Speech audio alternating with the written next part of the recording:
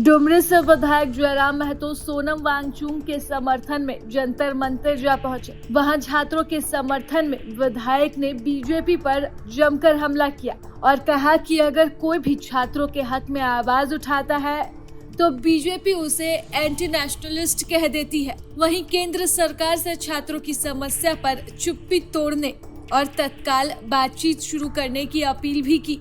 आपको बता दें कि इससे पहले भी उन्होंने सोनम वांगचुक के नाम एक भावनात्मक पत्र लिखते हुए केंद्र सरकार से आंदोलनकारियों के साथ जल्द बातचीत शुरू करने की अपील भी की थी। सोनम वांगचुक बीते 20 दिनों से धरने पर बैठे हैं। क्योंकि राजेश सिंधिया जी, जयशंकर जी उनके बेटे विदेशों में पड़े। झारखंड के नौजवान, झारखंड की नौजवानियां अगर उनको अपनी प्रशंसा पानी है भारतीय जनता पार्टी से, तो भाई उनके पार्टी का सदस्य बनना हो, उन्हें दरी बिछाना हो, उन्हें उनके लिए नारे लगाना होगा। आज बड़ी आश्चर्य की बात है, आज प्रधानमंत्री जी को भी ये तय करना चाहिए कि आप हिंदुस्तान के प्रधानमंत्री हैं या भारतीय जनता पार्टी के प्रधानमंत्री। अगर आप हिंदुस्तान के प्रधानमंत्री हैं तो प्रोटेस्ट में आने वाले छात्रों का बैकग्राउंड भले कांग्रेस पार्टी से है या आम आदमी पार्टी से है या किसी अपोजिशन पार्टी से है, वो मैटर नहीं करता है। तो जिस मुद्दे के साथ आए हैं वो मैटर करता है। यदि आप देश के प्रधानमंत्री हैं तो प्रोटेस्ट करने वाले छात्र, उनके अभिभावक, उनकी आइडियोलॉजी, उनकी पॉलिटिकल आइडियोलॉजी क्या है वो मैटर नहीं करता है। क्योंकि आप अगर हिंदुस्तान के प्रधानमंत्री हैं तो मुद्दा कौन मैटर करता है। और ये मुद्दा है कि एक बार नहीं 90 बार पेपर लीक हुआ है। ये मुद्दा है कि एक नहीं कई दर्जन छात्रों ने सुसाइड किया है। ये मुद्दा है। इसलिए अगर आप देश के प्रधानमंत्री हैं श्रीमान, तो आपको ये भूल जाना चाहिए कि प्रोटेस्ट करने वाले मंच पर कौन लोग आ रहे हैं, प्रोटेस्ट करने वाले युवाओं का समर्थन पीछे से कौन कर रहे हैं, ये भूल जाना चाहिए। आपको ये याद रखना चाहिए कि ये नौजवान इस हिंदुस्तान की माटी के हैं और इनका जो मुद्दा है वो सही है कि नहीं, ये मायने रखना चाहिए। लेकिन आज दुर्भाग्य है, आज अगर आप क्रांति की बात करें, इंकलाब की बात करें, किसी के हित की बात करें, हुकूक की बात करें, तो आपको राष्ट्र विरोधी तगमा दिया जाता है। तो ऐसे में हमें ऐसा लगता है कि ये राष्ट्रवाद और ये धर्म केवल गरीबों का आभूषण बन के रह गया है। अमीरों को तो सत्ता और संपत्ति है। अनुराग ठाकुर जी को चिंता नहीं होती है जब वो शाहिद अफरीदी के सामने बैठते हैं। हम अगर बैठ जाए तो उनको हमें एंटी नेशनलिस्ट कहा जाता है कि तुम शाहिद अफरीदी के बगल में बैठे हो। और शाहिद अफरीदी के बगल में जैसे पाकिस्तान में सबसे ज्यादा रकम का गाय का बलि देने का काम किया था। लेकिन वही अनुराग ठाकुर अगर बैठ जाए उनके बगल में तो ये मुद्दा नहीं उठता है। ये आज राजनीतिक परिपाटी बन चुकी है, आज ये राजनीतिक सोच बन चुकी है। इसलिए सोच बदलना है और देश के प्रधानमंत्री को इस विषय में सोचना होगा कि आप केवल भाषणों में देश को दुनिया के नक्शे पर नहीं ला सकते।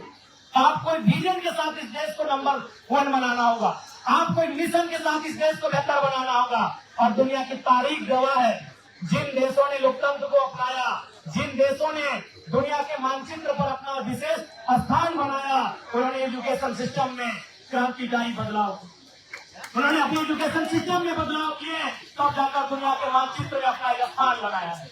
इसलिए आज इस बात को स्वीकारना होगा कि आज देश की या तमाम जो हमारे राज्य हैं जिनमें विशेषकर हमारी एनडीए का प्रभाव रहता है, आज उनकी शिक्षा नीति, हालांकि हमारा झारखंड इंडिया गठबंधन अलायंस के साथ रूल कर रहा है, लेकिन हमारे राज्य में भी आज पेपर लीक एक बहुत बड़ी समस्या बन चुकी है। कोई एक परीक्षा नहीं है बिना लाठीचार्ज के, बिना धरना के, बिना हाईकोर्ट के, बिना प्रोटेस्ट के क्लियर होता है। इसलिए आज वो चिंता जो आज से लगभग 95 साल पहले देश के महान क्रांतिकारी भगत सिंह ने जताई थी कि आजादी तो हम अंग्रेजों से ले लेंगे, हम आजादी आज ले, 10 साल बाद ले या 15 साल बाद ले, आजादी तो हम अंग्रेजों से ले लेंगे। लेकिन सवाल यह है क्या वो आजादी अंतिम व्यक्ति तक किसान तक, खेतों में काम करने वाले किसान तक, मजदूरों में काम करने वाले कर्मचारियों तक, मजदूरों तक, फैक्ट्रियों में काम करने वाले, माफ कीजिएगा, फैक्ट्रियों में काम करने वाले मजदूरों तक, खेतों में काम करने वाले किसानों तक वो आजादी जाएगी कि नहीं। शहीद आजम भगत सिंह की सबसे पहली चिंता थी, सबसे बड़ी चिंता थी कि आजादी खेतों में काम करने वाले किसान तक पहुंचेगी नहीं, या फिर 10% कॉर्पोरेट के हाथ में आजादी रहेगा। यह चिंता भगत सिंह की थी और इस चिंता पर मुहर प्रधानमंत्री जी को अपने पन्ने पलटने चाहिए। भगत सिंह की ये जो चिंता जो उन्होंने जताई थी कि आजादी गांव तक, खेतों तक, कल्याणों तक जाएगी, यह 10% अमीरों के हाथों में आजादी रहेगी। इस चिंता पर मुहर किसी विपक्ष ने नहीं लगाया, इस चिंता पर मुहर प्रधानमंत्री के महान नेता अटल बिहारी वाजपेयी ने लगाया, जब उन्होंने कहा लाल किला के मचान से कि कलकत्ता के फुटपाथों में नंगे बदन जो आम यहाँ से आते हैं उनसे जाकर पूछो 15 अगस्त के बारे में क्या कहते हैं, उनसे जाकर पूछो कि 15 अगस्त के बारे में क्या कहते हैं। ये किसी ऑपोजिशन की आवाज नहीं है, ये नरेंद्र मोदी हमारे देश के आदरणीय प्रधानमंत्री उनके नेता का हुआ था।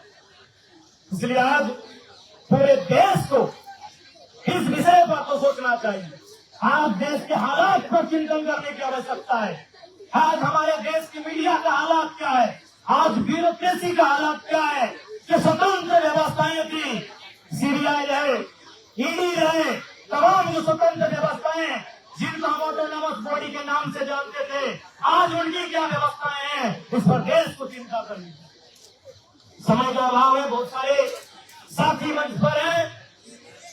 मैं दिल्ली के जंतर मंतर में प्रदर्शन करने वाले तमाम नौजवान भाइयों बहनों की इस आवाज को, उनकी इस मांग को समर्थन करने आया हूं।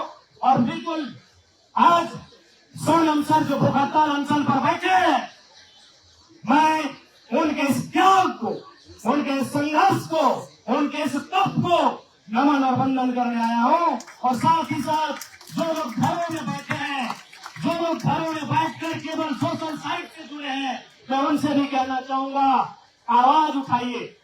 आप वोट किसको देते हैं नहीं देते वो मैटर नहीं करता है। यदि छात्रों का मुद्दा सही है तो आज इनके लिए आवाज उठाइए, क्योंकि याद रखिएगा, अगर आज आप आवाज नहीं उठाते हैं तो मारे तो एक दिन सब जाएंगे। कोई भूख से मरेगा, कोई भूख से मरेगा, कोई सत्ता की चाबूक से मरेगा, और जो बच जाएगा गोली और बंदूक से। जितने जो लोग घरों में बैठे हैं, आप किस राजनीतिक आइडियोलॉजी को मानते हैं वो मायने नहीं रखता है। यदि आपको लगता है छात्रों के साथ इस राज्य में, चाहे दिल्ली हो या कोई भी राज्य हो या देश हो, हिंदुस्तान हो, अगर उनके साथ अन्याय हो रहा है, अगर शिक्षा माफिया हावी हो रहे हैं, अगर गरीब किसान के बच्चे के भविष्य को लाखों में बेचा जा रहा है पेपर लीक के माध्यम से, तो आज आपको आवाज उठाना चाहिए। नहीं तो अगला नंबर आपका भी होगा। और आंदोलन केवल जंतर मंतर में नहीं हो रहा है, क्योंकि जंतर मंतर देश की राजधानी है, इसलिए आवाज देश के कोने तक जा रही है। आंदोलन मध्य प्रदेश में भी हो रहा है, सीता आंदोलन उड़ीसा में भी हो रहा है। इसलिए मैं सबों से आग्रह करूंगा कि इस आंदोलन को समर्थन करें, देश के नौजवानों के लिए, उनके भविष्य के लिए। और जो लोकतांत्रिक व्यवस्थाएं कोलैप्स कर रही है, जो लोकतांत्रिक व्यवस्थाएं लगातार चरमरा रही है, उनके खिलाफ इस देश के नौजवानों की आवाज को बुलंद करें। मैं पुनः सभी को, इनकलाब साथियों और झारखंडी जोहार आप सभी को, साथ ही साथ जानना है कि सोनम सर के अंदर एक ऐसी शक्ति समाहित हो जो शक्ति देश की सरकार को झुकने पर मजबूर है। धन्यवाद।